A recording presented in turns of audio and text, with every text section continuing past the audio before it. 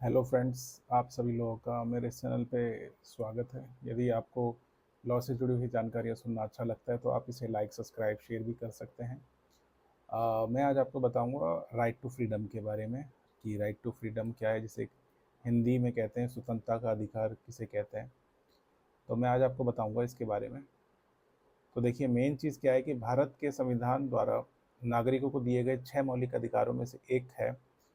ये व्यक्तियों के राज्य के हस्तक्षेप के बिना स्वतंत्र रूप से जीने, काम करने का अधिकार देता है। भारतीय संविधान के आर्टिकल 19 से लेकर 22 में स्वतंत्रता के अधिकार से संबंधित विभिन्न प्रावधान शामिल हैं।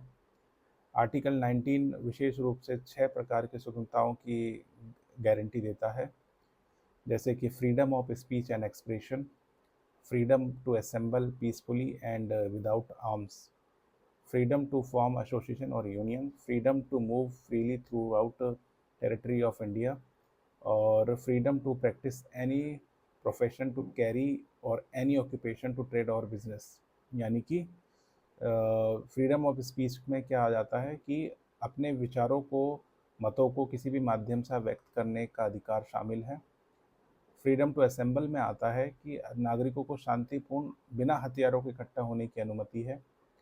थर्ड पॉइंट है फ्रीडम ऑफ एसोसिएशन यूनियन, व्यक्तियों को संघ और यूनियन बनाने का अधिकार देता है।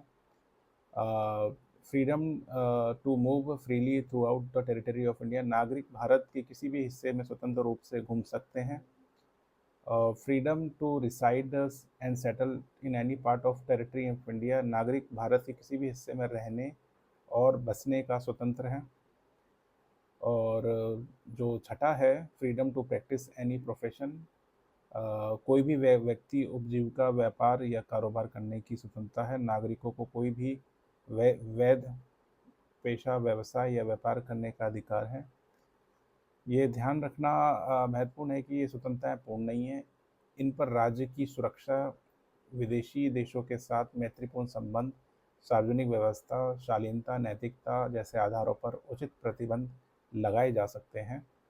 इसके अलावा अनुच्छेद 20, 21, 22 यानी आर्टिकल 20, 21, 22 भी स्वतंत्रता के अधिकारों के दायरे में आते हैं। आर्टिकल 20 अपराधों के लिए दोषित संबंध संरक्षण प्रदान करता है। आर्टिकल 21 दैहिक प्राण right to liberty, personal liberty देता है। आर्टिकल 21 है राइट टू एजुकेशन। आर्टिकल 22 कुछ गिरफ्तारी के मामलों में निरोध से संरक्षण प्रदान करता है। तो ये सब जो चीज़ें हैं हमें राइट टू फ्रीडम में दी गई हैं, जो कि